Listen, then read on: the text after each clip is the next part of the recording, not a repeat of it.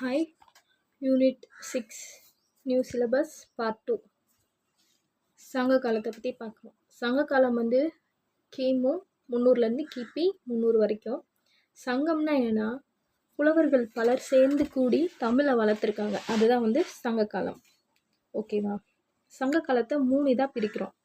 தென்மதுரை, Kapatapuram, present Madurai. ஓகேவா? தென்மதுரை அது வந்து லெமுரியா கண்டம். கபாடபுரம் தூத்துக்குடி. பிரசன்ட் மதுரை. ஓகேவா? அது இப்போ இருக்கிற மதுரை. ஓகே. தென்மதுரை காய்ச்சினவழுதி முதல் வேண்டர் செழியன் வரைக்கும். கபாடபுரம் வேண்டர் செழியன்லேருந்து முடத்திருமாறன் வரைக்கும். அடுத்து பிரசன்ட் மதுரை முடத்திருமாறன் உக்கிர பெருவழுதி. ஓகேவா? அதான் தென்மதுரைனா யாருலேருந்து யாரோட முடிஞ்சிருக்கு? காய்ச்சினவழுதியிலேருந்து வேண்டர் செழியன் வரைக்கும். அடுத்து கபாடபுரம் எதுலேருந்துன்னா வேண்டர் செழியன்லேருந்து முடத்திருமாறன் வரைக்கும். இப்போ இருக்கிற மதுரை வந்து முடத்திருமாறன்லேருந்து உக்கிர பெருவழுதி வரைக்கும் இருந்திருக்கு. அதில் எத்தனை பேர் இருந்திருக்காங்கன்னா 89, 59, 49 இத்தனை புலவர்கள் இருந்திருக்காங்க. ஓகேவா? இப்போ ப்ரெசண்ட் வரைக்கும் பார்த்துக்கிட்டா போதும். 49. இந்த 49 இன்னொன்று இதையும் சொல்லுவாங்க. 48 பேர், சாரி பெண்ணால் நோட் பண்ணிக்கோங்க. 48 பேர் வந்து பொயட்ஸு, மீதி ஒரு ஆள் சிவனையும் சேர்த்து தான் 49 பேருன்னு சொல்லுவாங்க. ஓகே. இப்போ சங்ககாலம்னு சொல்கிறோம். இந்த சங்க காலத்தை எப்படி நம்ம இதுதான் சங்க காலம் அப்படின்னு நம்ம சொல்கிறோம் அப்படின்னா, அதில் கிடைச்சிருக்க இலக்கிய சான்றுகளை வச்சு சொல்கிறோம், கல்வெட்டுகளை வச்சு சொல்கிறோம், ஆர்கியாலஜிக்கல் சோர்ஸஸை வச்சு சொல்கிறோம், கிடைச்சிருக்கிற மெட்டீரியல் எவிடன்ஸை வச்சு சொல்கிறோம். மெட்டீரியல் எவிடன்ஸ்னால் காயினு, இந்த காப்பர் பிளேட்ஸு, செப்பேடுகள் இதெல்லாம் வச்சு சொல்கிறோம். நடுகற்களை வச்சு சொல்கிறோம். அதில் கிடச்சிருக்கிற செய்திகளை வச்சு சொல்கிறோம்.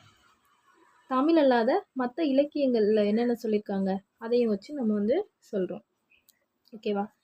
ஒன்று ஒன்றா பார்க்கலாம். இப்போது கிளாசிக்கல் தமிழ் லிட்ரேச்சர், தமிழ் இலக்கியத்திலேருந்து சொல்கிறோம். ஓகே. தொல்காப்பியம் வந்து இருக்கிறதுலே மிகவும் பழமையான நூல் தொல்காப்பியம்தான். இதில் வந்து தமிழ் அந்த கலாச்சாரத்தை பற்றி சொல்லியிருக்கிறத வச்சு இது நம்ம சங்க காலத்தில் இருக்குதுன்னு ப்ரூஃப் பண்ணி எடுத்திருக்கோம். ஓகேவா? மிகவும் பழமையான நூல் அகத்தியம். ரொம்ப தொல்காப்பியத்தை விட பழமையான நூல் வந்து அகத்தியம். அது யார் எழுதுனா? அகத்தியர். தெரியும்ல, தொல்காப்பியரோட ஆசிரியர் யார்? அகத்தியர். ஓகேவா? இது டீட்டெயிலில் கிடைக்கல. ஸோ அதுக்கப்புறம் அந்த தொல்காப்பியத்தை வச்சு தான் நம்ம என்ன பண்ணியிருக்கோம்னா இந்த டீட்டெயில்ஸ் எல்லாம் எடுத்திருக்கோம். அகத்தியத்தோட வழிநூல் தான் தொல்காப்பியம். தொல்காப்பியத்தில் ஒரு 3 அதிகாரம் இருக்குது. எழுத்து, சொல், பொருள். அதிகாரம் 3, இயல்கள் மொத்தம் 27. ஒவ்வொரு அதிகாரத்துக்கும் 9 இயல்கள் இருந்திருக்கு. எழுத்தில் 9, சொல்ல 9, பொருளில் 9, மொத்தம் 27 இயல்கள் இருக்குது. தொல்காப்பியம் ஒரு இலக்கண நூல். ஓகேவா? ஓகே.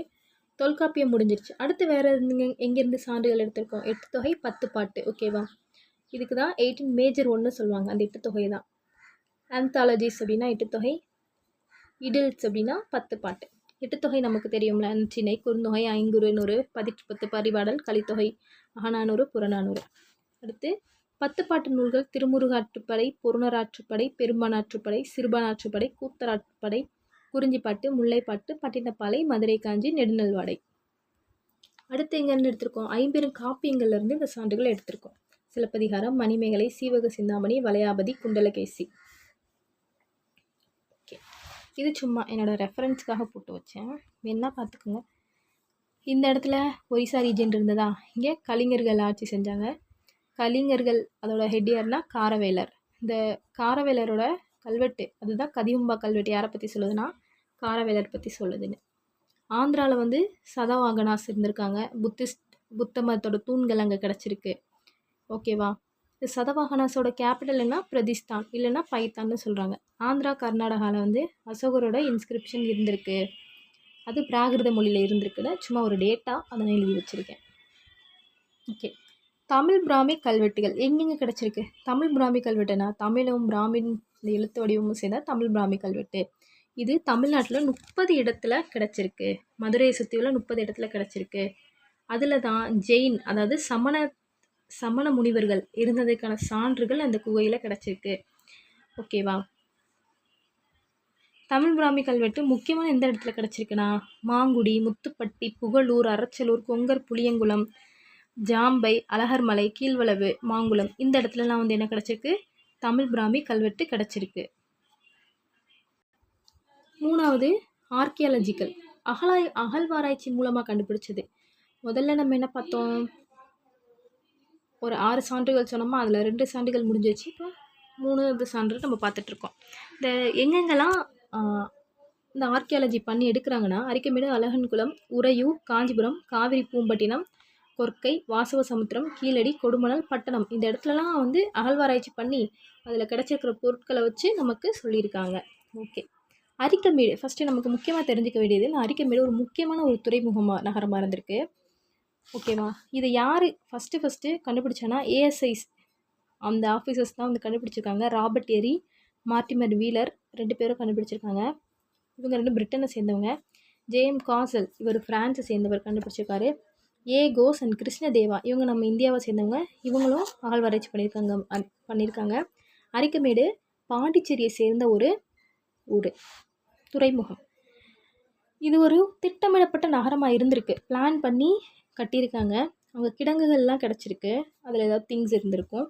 தெருக்கள், தொட்டிகள், வளைய கிணறுகள் இதெல்லாம் வந்து கிடச்சிருக்கு அரிக்கமேடில்.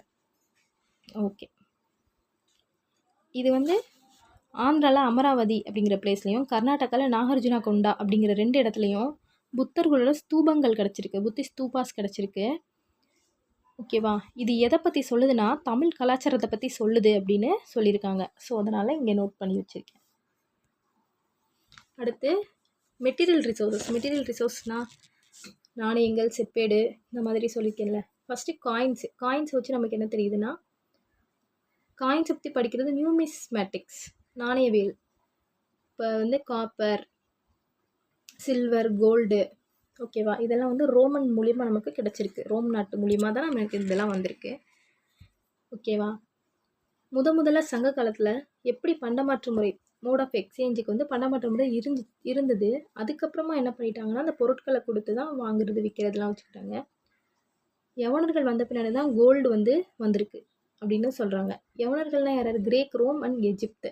ஓகேவா, முக்கியமாக யவனாஸ் அப்படின்னா கிரேக்கர்கள் தான். அடுத்து பஞ்ச் மார்க்டு காயின்ஸ், அதாவது முத்திரை பதிக்கப்பட்ட நாணயம். இந்த பஞ்ச் மார்க்டு காயின்ஸ் வந்து சில்வரில் இருக்கும். இதில் n நம்பர் ஆஃப் சிம்பிள்ஸ் இருக்கும். ஒரு காயின்ஸ் இருக்குன்னா அதில் நிறைய சிம்பிள்ஸ் இருக்கும். இதுதான் முதல்ல வந்த ஒரு விஷயம்.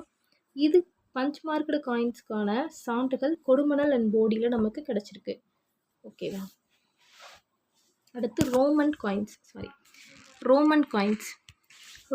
எங்கெங்கே இருக்குன்னா, அது எங்கேயும் கிடச்சிருக்கு. கோயம்புத்தூர், கரூர், மதுரை, உறையூர், அழகன்குளம் இந்த இடத்துலலாம் வந்து நமக்கு ரோமனோட காயின்ஸ் கிடச்சிருக்கு. இது பூலியன் வடிவில் இருக்கும். ஓகேவா, பூலியன்னா ஒரு கட்டி வடிவில் இருக்கும். அதுக்கு வந்து பூலியன் அப்படிங்கிற நேமு. அது வந்து கட்டி வடிவில் இருக்கல, அந்த கட்டிக்கு பேர் வந்து இக்னான்ஸ் அப்படிங்கிற பேர். ஓகேவா, பூலியன்னா ஒரு மெட்டல் தான், கோல்டு, சில்வர் அந்த மாதிரி. இந்த காயின்ஸை வச்சு நம்ம ஆர்னமெண்ட்ஸ் மேக் பண்ணிக்கிறலாம். ஓகே, அடுத்து காப்பர் பிளேட், செப்பேடு நமக்கு வேள்விக்குறி செப்பேடு, சின்னமனூர் செப்பேடு, இது பாண்டியர் காலத்தை சேர்ந்தது. இதிலேருந்து நமக்கு சான்றுகள் கிடச்சிருக்கு. இந்த செப்பேடு இதுக்கு யூஸ் பண்ணுவாங்கன்னா, ஒரு கிங்கோட ஆர்டர், அவங்க ஏதாவது ஒரு அறிவிப்பு தெரிவித்தாங்கன்னா அது இது பண்ணுறதுக்கும், ஏதாவது ஒரு செய்தியை மற்றவங்களுக்கு சொல்கிறதுக்கும் இந்த செப்பேடு யூஸ் ஆகிருக்கு. அடுத்து ஹீரோ ஸ்டோன்னா நடுகற்கள். நமக்கு தெரியும், ஒருத்தவங்க இறந்து போயிட்டாங்களோ, போர்லையோ இல்லை ஏதாவது காப்பாற்ற போய் வீர செயல்கள் செஞ்சு இறந்து போயிட்டாங்கன்னா அவங்களுக்கு நடுகற்கள் வைப்போம். நடுகள் பற்றிய செய்தி நமக்கு யார் சொல்கிறான்னா, தொல்காப்பியம் சொல்லுது. நடுகற்கள் முக்கியமாக 2 இடத்துல இருக்குது. புலிமான் கொம்பை, தாதப்பட்டி, தேனியில் வந்து கிடச்சிருக்கு.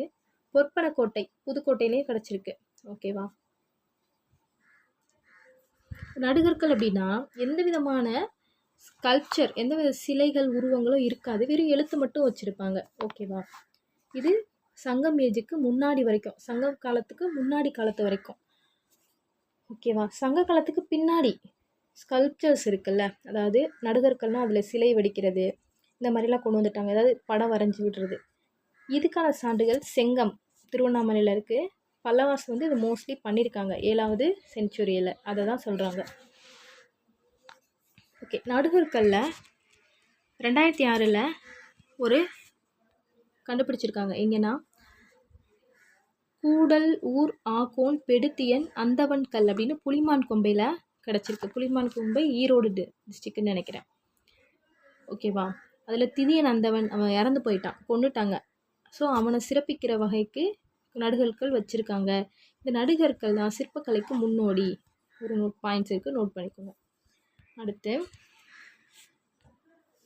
தமிழ் அல்லாத மற்ற என்னென்ன நூல்கள்லேருந்து சான்றுகள் கிடச்சிருக்குன்னா அர்த்தசாஸ்திரா, மகாவம்சம், Periplus of Erythraean sea, Pliny natural history, தாலமியோட ஜாகிரஃபி, யூட்டினரியங்கள் டேபிள், வியானாஸ் பேப்ரஸ் டாகுமெண்ட்ஸ். இதிலலாம் வந்து என்னென்னு தமிழ் அல்லாத மற்ற இலக்கிய சான்றுகள் வந்து என்னென்ன சொல்லுதுன்னு நம்ம பார்க்கலாம்.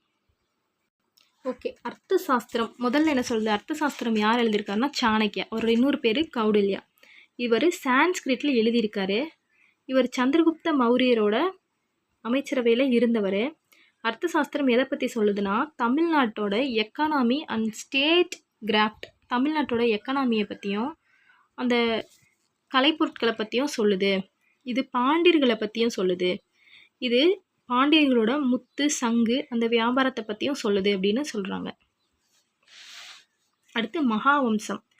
இது ஒரு ஸ்ரீலங்காவோட புத்திஸ்ட் கிரானிக்கல். அப்படின்னா கிரானிக்கல்னா எந்தெந்த ஈவெண்ட்டை கால வரிசைப்படி எழுதி வைக்கிறதா புத்திஸ்ட் கிரானிக்கல்.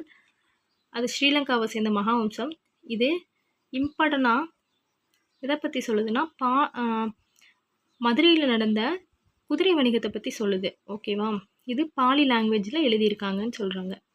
அடுத்து பெரிப்ளஸ் ஆஃப் எரித்ரியன் சி அப்படின்னா இதோட ஆத்தர் யாருன்னு தெரியல. இது ஒரு புக்கு, க்ரீக்கில் எழுதியிருக்காங்க. 1st செஞ்சுரியை